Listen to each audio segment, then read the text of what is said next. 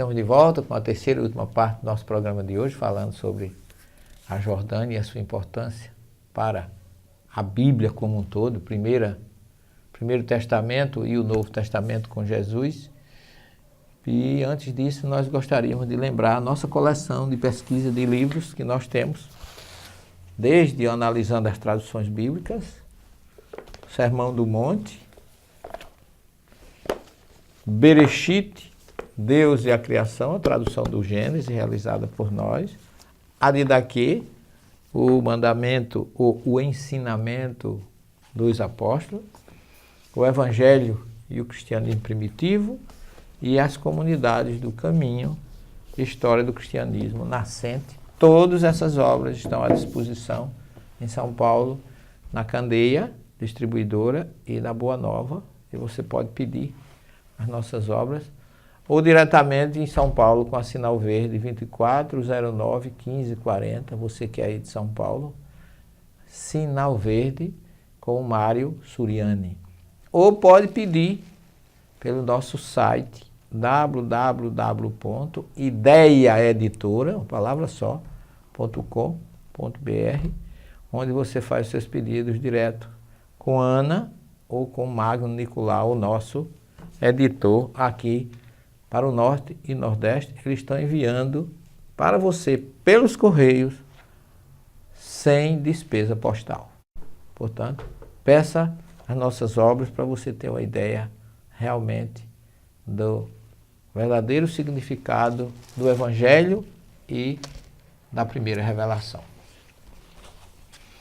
Agora, aprofundando um pouquinho a minha ida à Jordânia, eu tinha uma preocupação de falar, de conhecer em loco, porque eu sempre tive muita dúvida sobre essa passagem, duas cidades que representavam a antiga Decápolis, que hoje se encontra na Jordânia. Veja que a Jordânia é realmente muito forte nesse ponto, que é Gerache, que Marcos e Lucas chamam de Gerasa, e Gadara, que é a cidade que Mateus fala nela, e essas duas cidades estão envolvidas numa situação curiosa, porque Marcos e Lucas falam que essas duas cidades existiam ali um homem que era obsediado por uma legião de espíritos e que Jesus o curou, só que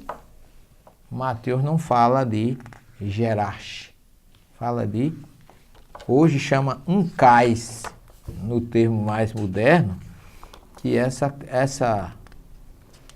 cidade é traduzida como Gadara, ou terra dos Gadarenos. Então essas duas cidades me chamaram muita atenção, porque Gerache fica, minha preocupação era, o que fala os evangelhos, vou só adiantar para a gente fazer um paralelo e terminar provavelmente esse terceiro bloco com essa informação. Imagine que os evangelhos falam, Marcos e Mateus e Lucas, que Jesus curou ali, expulsou uma legião de espírito que obsediava um homem que vivia nos cemitérios, acorrentado. É o que fala a história, depois a gente vai entrar nela mais especificamente.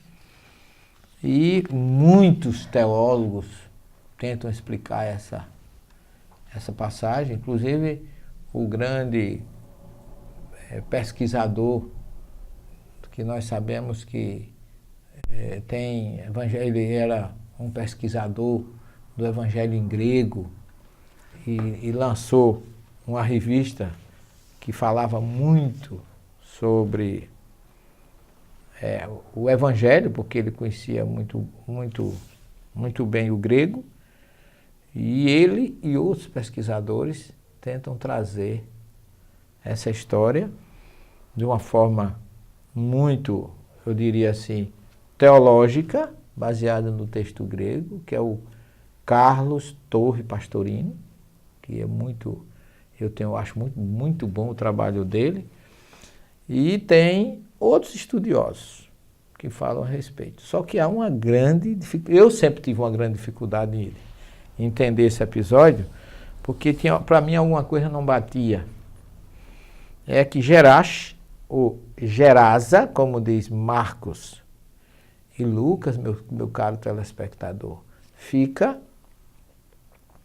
a 90 quilômetros do Mar da Galileia. E diz a história, segundo Mateus e Marcos, desculpem, Lucas e Marcos, que falam apenas de um obsediado, Mateus fala de 2, ele diz que os espíritos disseram, meu nome é Legião, e pediram a Jesus para entrar numa manada de 2.000 porcos e se precipitaram no Mar da Galileia. E eu sempre me perguntei como é que 2.000 porcos poderiam correr 90 quilômetros para se jogar no Mar da Galileia. Alguma coisa não estava se encaixando na parte arqueológica, geográfica, ciência, que é a doutrina espírita, que é ciência com religião, que precisam andar lado a lado. Então eu visitei Gerash, ou Gerasa, ou Gerash, como diz em árabe, que fica mais ou menos a 46 quilômetros de Amman, eu já disse 90 do Mar da Galileia. E ela esteve em uma cidade muito interessante, tem um arco de Adriano na entrada, tem como é que a gente chama? Hipódromo, né? Aquele local onde tinha corrida de cavalo. É uma cidade muito rica, ela está 600 metros acima do nível do mar Mediterrâneo. É uma cidade muito alta, enquanto Gadara está a 380, ela está a 600 metros. A gente visitou tudo, imensas ruínas. E eu me perguntando onde é que estava, procurando o Mar da Galileia, porque ela tem teatros, ela tem muita coisa. E nós visitamos tudo aquilo e eu saí com uma grande dificuldade de entender porque é que Marcos e Lucas falaram de Gerasa e não de Gadara. Então essa é a primeira colocação que eu faço para você e deixo você no ar para que você não perca o nosso próximo programa, porque nós vamos falar de Gadara e de outros pontos da Jordânia que são muito importantes para que a gente tire teologicamente, geograficamente, cientificamente essa dúvida. Os obsediados eram de Gesareno ou de Gadareno? Ambas são cidades da antiga Decápolis. Mas uma fica a 90 quilômetros do Mar da Galileia e Gadara já tem outra distância, que não é 90 quilômetros, mas apenas 12 quilômetros.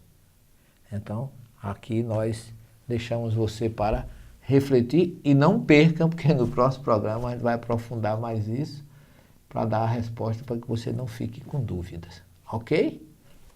Até o próximo programa, se Deus assim o permitir. Jesus conosco, buscando a verdade que Ele nos aconselhou sempre. Muita paz para você.